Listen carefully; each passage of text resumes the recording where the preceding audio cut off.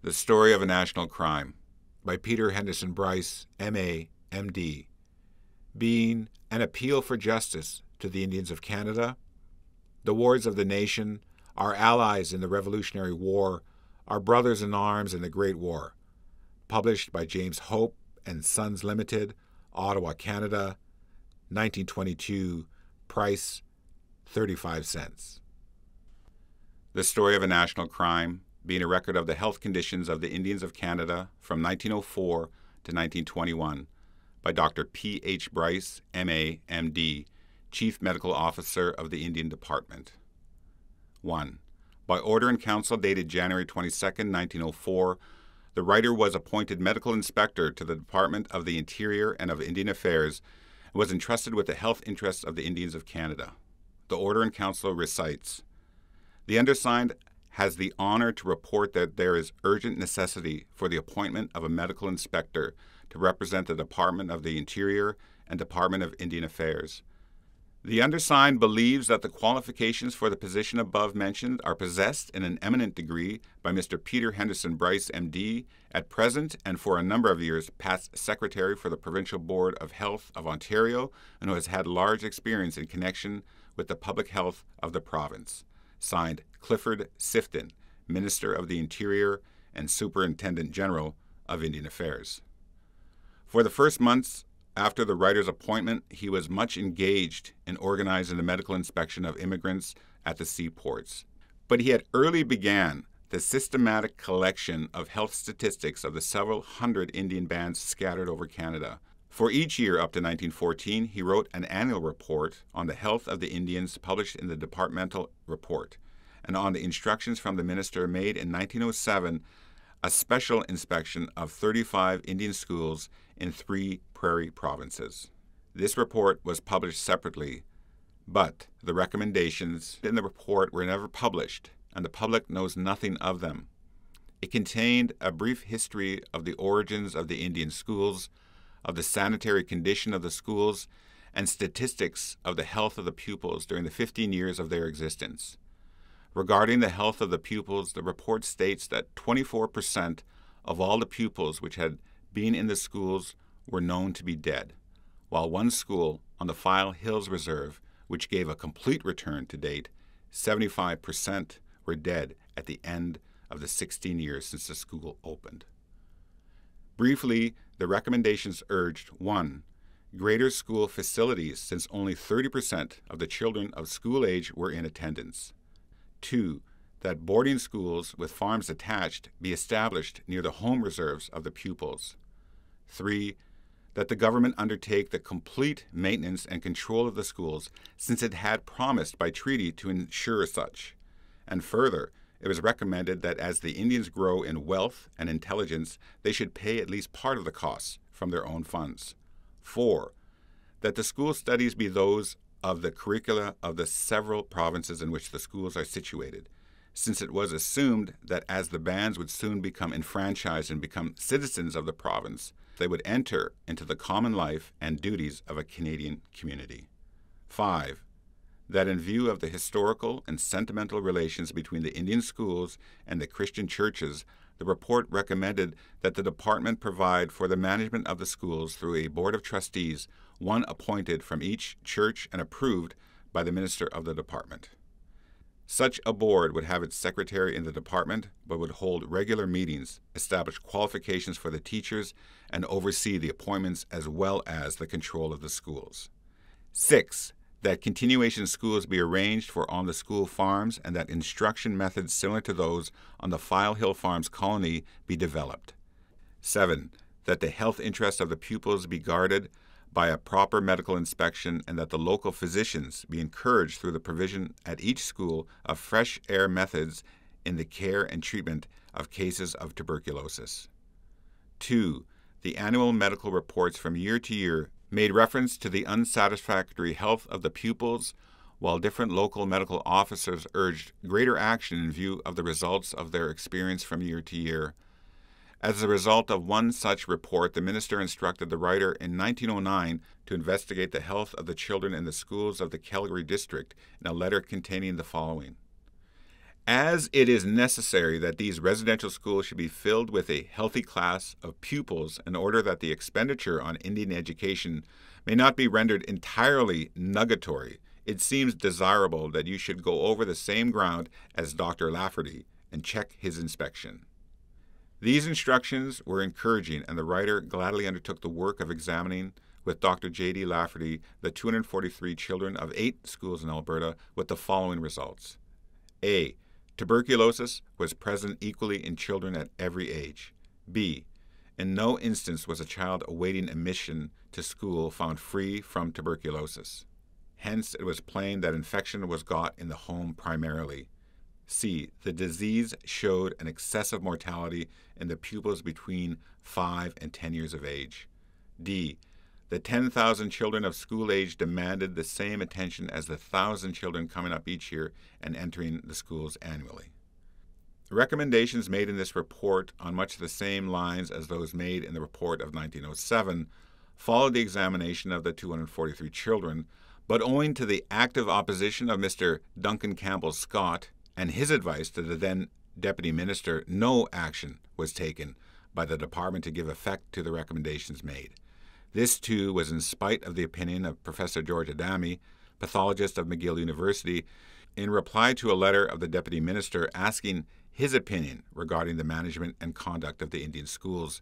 Professor Adami had, with the writer, examined the children in one of the largest schools and was fully informed as to the actual situation. He stated that it was only after the earnest solicitation of Mr. Duncan Campbell Scott that the whole matter of Dr. Bryce's report was prevented from becoming a matter of critical discussion at the annual meeting of the National Tuberculosis Association in 1910, of which he was then president. And this was only due to Mr. Scott's distinct promise that the department would take adequate action along the lines of the report.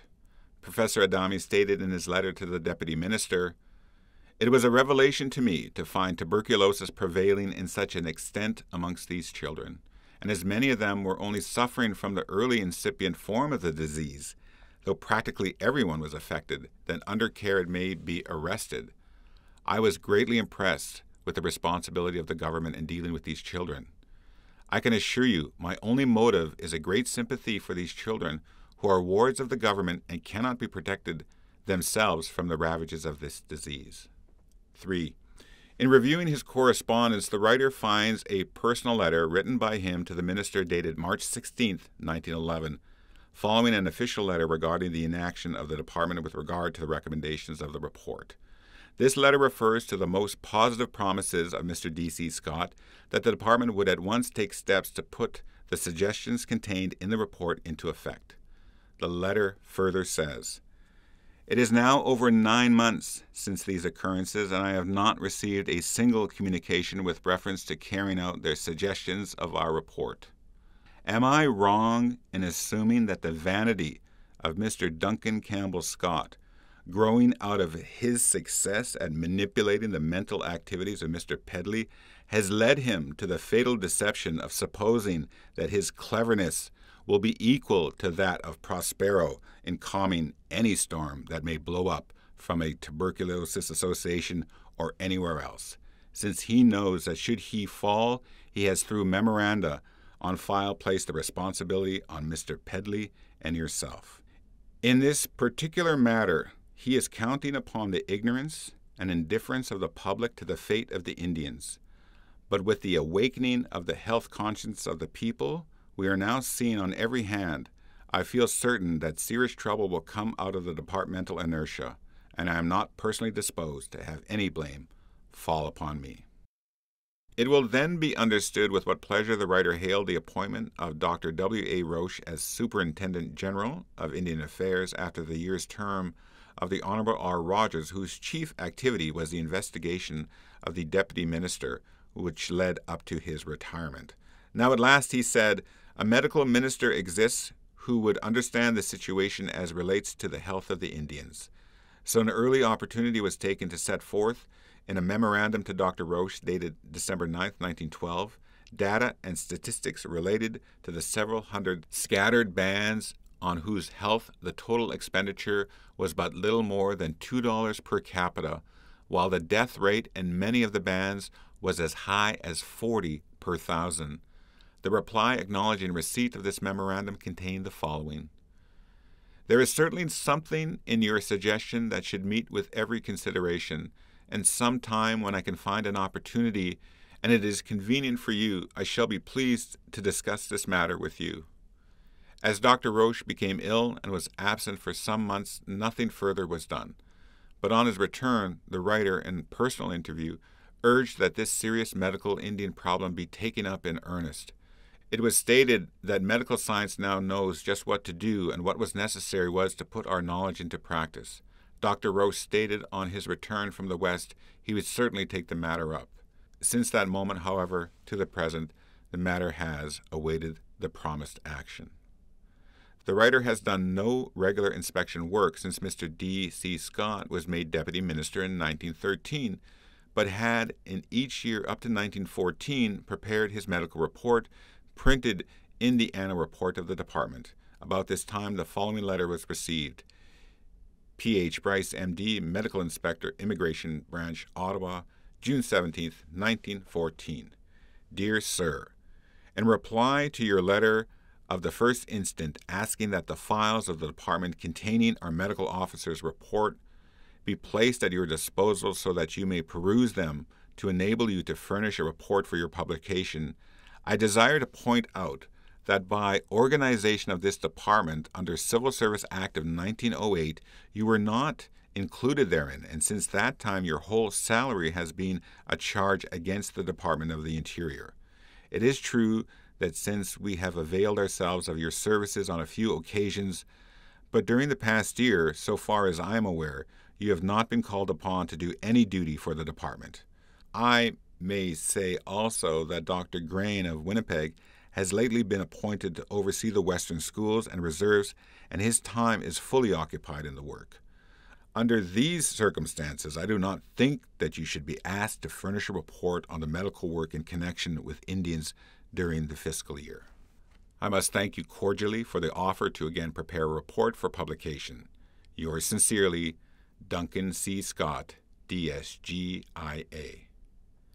The transparent hypocrisy contained in this remarkable communication sent not by the minister, Dr. W. A. Roche, but by his deputy, will be seen in the fact that from 1908, 5 annual reports have been prepared by the writer, while the special report on the 8 schools of the Calgary district with the recommendations already referred to have been made on the instructions of the department in 1909. The other reason given to the effect that a certain physician, since retired for good cause, quite inexperienced in dealing with Indian disease problems, had been appointed as medical inspector for the western provinces, showing how little the minister cared for the solution of the tuberculosis problem. As a matter of fact, the order in council appointing the writer had neither been changed nor rescinded, while the transfer to the Interior Department of the payment of the total salary was made in 1908 in order that his regular increase of pay under the new classification of the Civil Services Act of that year might be made. 4. As the war broke out in 1914 and immigration was largely suspended, an unexpected opportunity occurred through the greater time at his disposal for the writer's special knowledge and experience to be utilized in improving the health of the Indians. But in no single instance thereafter were the services of the writer utilized by this medical minister, who in 1917 was transferred to preside over the Civil Service Commission, and who must be held responsible for the neglect of what proved to be a very serious situation.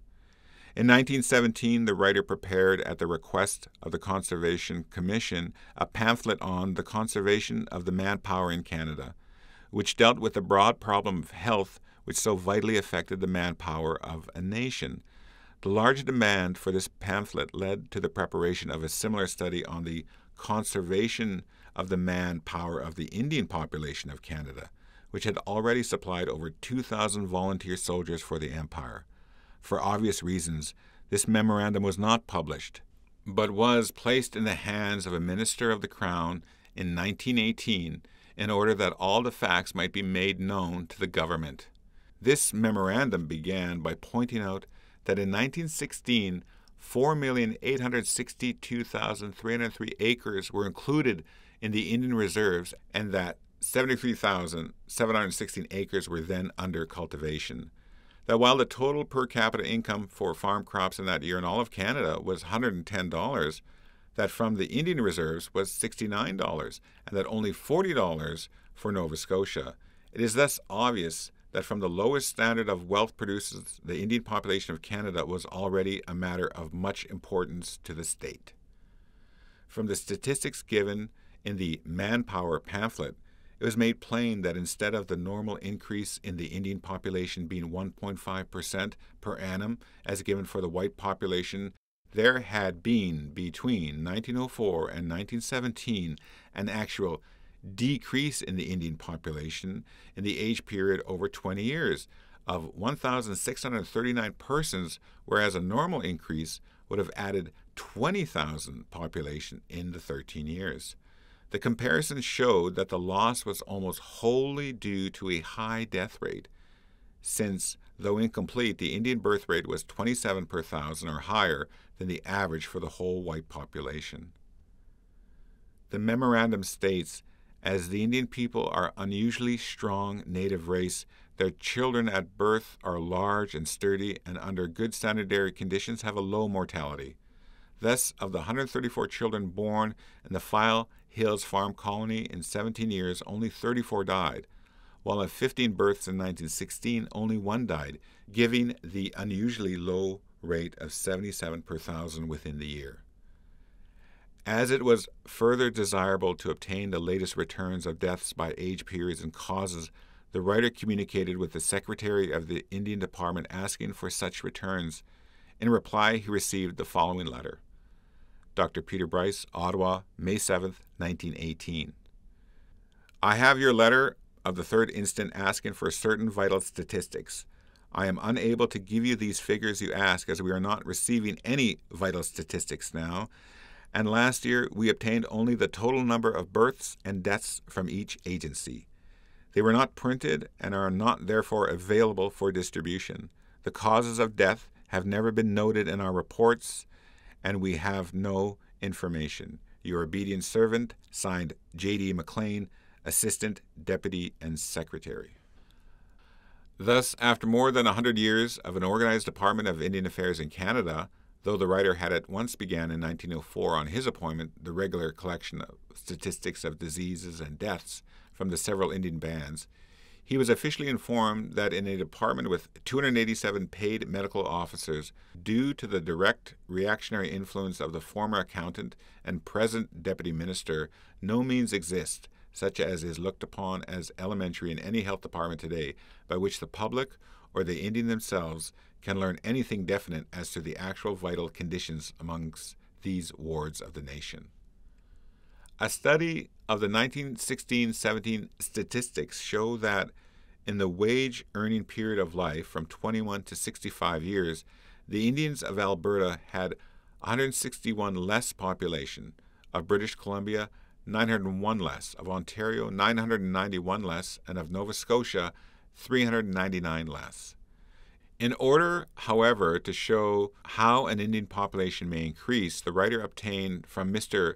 W. M. Graham, at that time superintendent of the File Hills Colony from 1901 to 1917, the complete record for this period.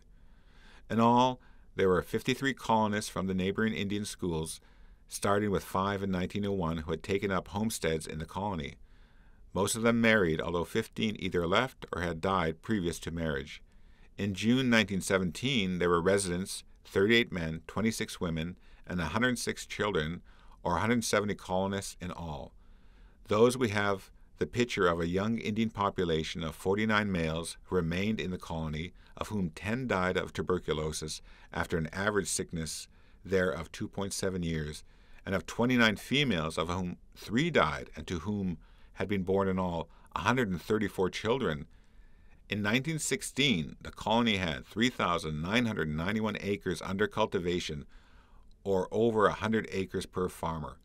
This was 1/19 of the total area cultivated by 105,000 persons in all the Indian bands in Canada, while 87,498 bushels of grain were grown, and 33,052 head of livestock were kept, that this variation from the normal is viewed as an anomaly may be judged by the following extract from the Deputy Minister's Annual Report of 1917.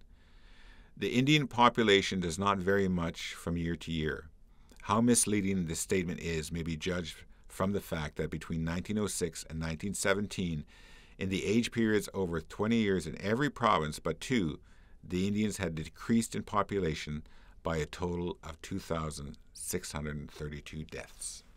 Naturally, it is asked why this decrease should have taken place. In 1906, the report of the Chief Medical Officer shows that statistics collected from the 99 local medical officers having the care of the population of 70,000 gave a total of 3,169 cases of tuberculosis, or one case for every 7, and a total of 23,109 diseases reported, and the death rates in several large bands were 81.8, 82.6, and in a third, 86.4 per 1,000. While the ordinary death rate for 115,000 in the city of Hamilton was 10.6 in 1921. What these figures disclose has been made more plain year by year, namely that tuberculosis contracted in infancy creates diseases of the brain, joints, bones, and to a less degree of the lungs, and also that, if not fatal till adolescence, it then usually progresses rapidly to a fatal termination and consumption of the lungs.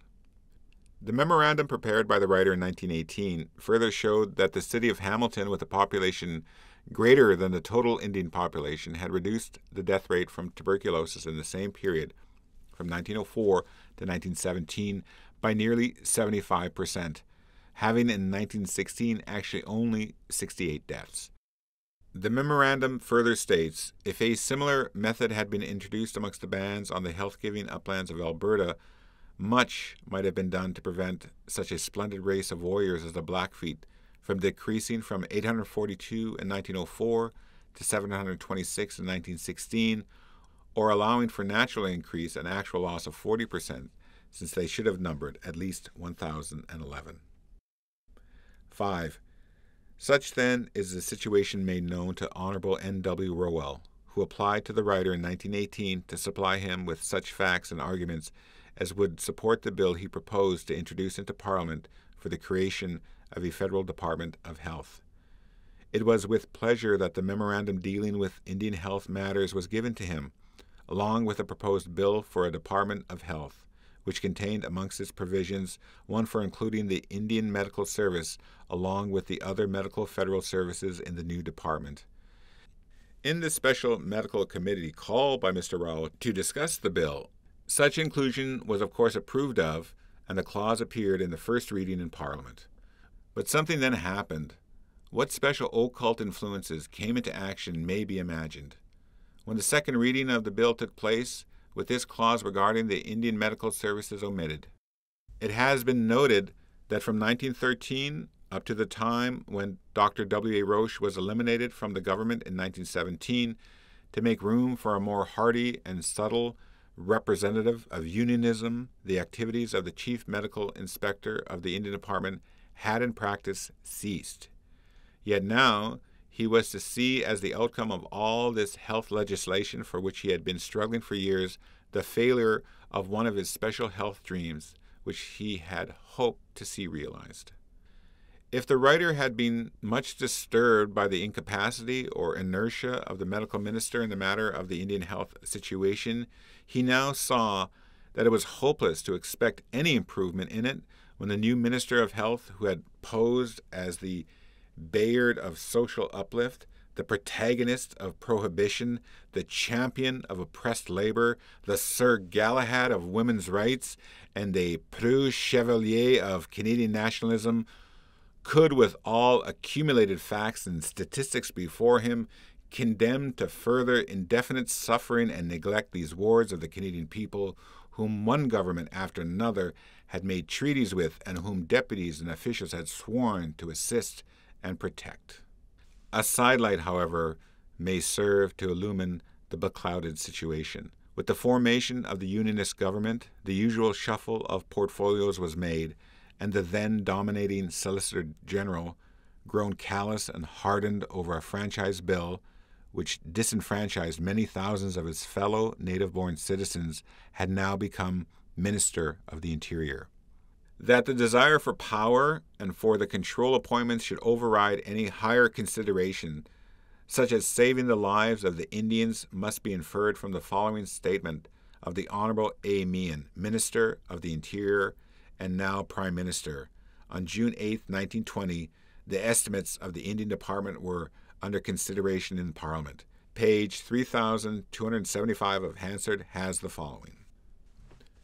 Mr. D.D. Mackenzie, I understand that frightful ravages are being made amongst the Indians by tuberculosis, and the conditions of life are certainly not such as to preserve them from the ravages of that dread disease.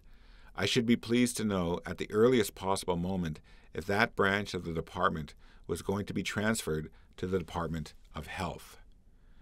Mr. Meehan, the Health Department has no power to take over the matter of the health of the Indians. That is not included in the Act establishing the department. It was purposely left out of the Act. I did not then think, and do not think yet, that it would be practicable for the Health Department to do that work, because they would require to duplicate the organization away in the remote regions where Indian reserves are, and there would be established a sort of divided control and authority over the Indians. Mr. Beeland, is tuberculosis increasing or decreasing amongst the Indians? Mr. Meehan, I'm afraid I cannot give a very encouraging answer to the question. We are not convinced that it is increasing, but it is not decreasing. In this reply of the minister, we see fully illustrated the dominating influence stimulated by the reactionary deputy minister, which prevents even the simplest effective efforts to deal with the health problems of the Indians along modern scientific lines. To say that confusion would arise if the equivalent of saying that cooperation between persons toward a desired social end is impracticable, whereas cooperation between provincial and federal health departments is the basis upon which real progress is being made, while further a world peace is being made possible in a league of once discordant nations. The Premier has frankly said he can give no encouraging answer to Dr. Beeland's question, while at the same moment he condemns the Indians to their fate by a pitiable confession of utter official helplessness and lack of initiative based upon a cynical non-possumus. Thus we find a sum of only $10,000 has been annually placed in the estimates to control tuberculosis among 105,000 Indians scattered over Canada in over 300 bands, while the city of Ottawa, with about the same population and having 3 general hospitals, spent thereon $342,860.54 in 1919, of which $33,364.70 is devoted to tuberculosis patients alone. The many difficulties of our problem amongst the Indians have been frequently pointed out, but the means to cope with these have always been made plain. It can only be said that any cruder or weaker arguments by a Prime Minister holding the position of responsibility to these treaty wards of Canada could hardly be conceived. As such, recall the satirical jibe of Voltaire regarding the Treaty of Shackmaxon between William Penn and the Indians, which he described as the only known treaty between savages and Christians that was never sworn to and never broken. The degree and extent of this criminal disregard for the treaty pledges to guard the welfare of the Indian wards of the nation may be gauged from the facts once more brought out at the meeting of the National Tuberculosis Association at its annual meeting held in Ottawa on March 17, 1922. The superintendent of the Qu'Appelle Sanatorium, Saskatchewan, gave there the results of a special study of 1,575 children of school age in which advantage was taken of the most modern scientific methods. Of these, 175 were Indian children, and it is very remarkable that the fact given that some 93% of these showed evidence of tuberculosis infection coincides completely with the work done by Dr. Lafferty and the writer in the Alberta Indian schools in 1909. It is indeed pitiable that during the 13 years since then, this trail of disease and death has gone on almost unchecked by any serious effort on part of the Department of Indian Affairs, placed by the BNA Act especially in charge of our Indian population, and that a provincial tuberculosis commission now considers it to be its duty to publish the facts regarding these children living within its own province. Epilogue. This story should have been written years ago and then given to the public, but in my oath of office as a civil servant, swore that without authority on that behalf I shall not disclose or make known any matter or thing which comes to my knowledge by reason of my employment as Chief Medical Inspector of Indian Affairs. Today I am free to speak, having been retired from the civil service, and so am in a position to write the sequel to the story. It has already been stated in 1918 and 1919 I had supplied to my then Minister of Immigration, the Honorable J.A. Calder, and to then President of the Council, the Honorable N.W. Rowell, various memorandum regarding the establishment of a federal Department of Health, amongst these being a draft of the bill which later became the Act establishing the Department of Health. To my disappointment, the position of Deputy Minister of Health, to which I had a right to aspire after 22 years as Chief Medical Officer of Ontario and 15 years as Chief Medical Officer of Immigration and Indian Affairs, was given to another, wholly outside the Federal Service and in violation of the principle of promotion which was supposed to prevail when the patronage system was to be done away with. The excuse was on the ground of my advancing years, although at that moment the position of Auditor General was being filled by the promotion of one who had reached 65 years, while a historian to the Militia Department was appointed at a salary of $7,000 per year, who likewise had reached just then this age. Naturally, I felt that it would be impossible to carry on and retain my self-respect as a subordinate while performing the duties which I had been engaged in for 15 years as Chief Medical Officer, and so asked that I be given other congenial work. That my claims to the position were deemed reasonable may be judged from the following letter addressed to my brother, Reverend Professor Bryce, D.D. of Winnipeg. Writing from Victoria, B.C. on March 9, 1920 to myself, he said, quoting from a letter received from the Honorable Mr. Calder in reply to one of his own. I quite appreciate the views of your brother in reference to his situation here, and personally would be only too glad to do anything I can to help out. When the Public Health Department was created, your brother certainly had claims to the appointment as Deputy Minister. Owing to his advanced age, however, Council finally concluded that a younger man should receive the appointment. The government has on several occasions considered the question of placing your brother in some other branch of the service, and I have no doubt that this will be arranged in some way or other shortly. He is now an official of the Public Health Department. He could, of course, remain there, but this apparently is not agreeable to him. As a consequence, some other arrangement, if possible, must be made. Signed, J.A. Calder. My indignation at subsequent treatment may be imagined when the same Mr. Calder introduced the Act in 1920, commonly known as the Calder Act, providing for the retirement of certain members of the civil service. This act states that anyone retired thereunder shall receive 1/60th of his salary for each year of service. So it came about that on 17 September 1920, I received notice that I was recommended for retirement under this act. The clause of the act quoted for my information states, Section 2(3), when it is decided to retire anyone under the provisions of this act, notice in writing given the reasons for such retirement shall be sent to such person, and he shall have the right to appeal to the Civil Service Commission, and the Commission, after giving such person an opportunity to be heard, shall make full report to the Governor and Council, and the decision of the Council therein shall be final. I appealed, and in my appeal stated that no reason was assigned as provided in the Act, and further that I was still Chief Medical Officer in the Department of Indian Affairs as set out in Order of Council of 1904. As bearing on this point was made in my appeal, I find the following in Hansard of June 8, 1921. The matter being dealt with is the amendment to the Calder Act. Mr. Fielding, but cases have been brought to my attention of men in advanced years, some may think them old, I do not, be notified of their retirement, although they are blessed with good health and strength, both mental and physical, and are well able to discharge their duties. How is such a man dealt with? Mr. Calder: no man shall be notified unless a proper official has advised that his condition of life is such that in the public interest he should be retired. Mr. Calder: that, in the main, has been the practice in the past, and that is what the law contemplated last year. The question of age alone was not taken into consideration.